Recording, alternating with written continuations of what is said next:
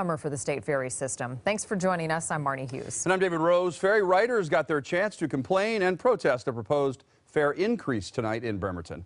Janet Kim joins us live with what's next. And Janet, what did you hear tonight? Well, David, the proposed hike would increase fares 1% for those who are walk-on passengers and 2.5% for vehicles. And depending on the route, that could mean a dime or more a ride.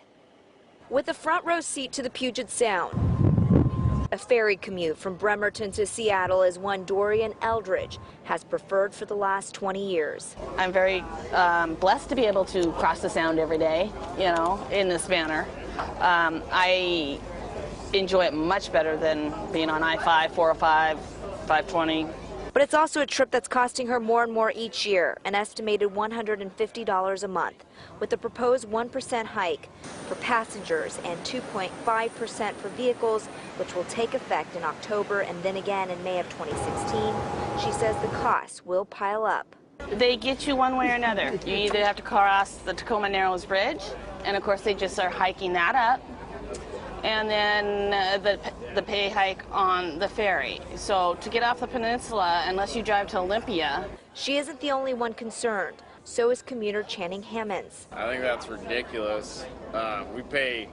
We pay enough already. We don't need to pay any more. A frustration that compelled Hammonds to go to the last of 4 public meetings the state held to hear concerns. Essentially, we've got a pie that we have to divide a certain way, and there's $357 million has to be raised. So is it going to be raised by the average car and driver, or do you try to, put some of that burden on the other users of the system? Officials say the fare increases are needed to meet the state's new transportation budget.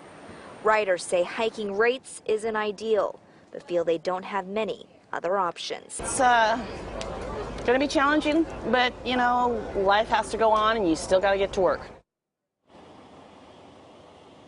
Now, the commission is expected to make a decision within the next 2 weeks. We're live from Bainbridge Island tonight. Janet Kim, Q13, Fox News.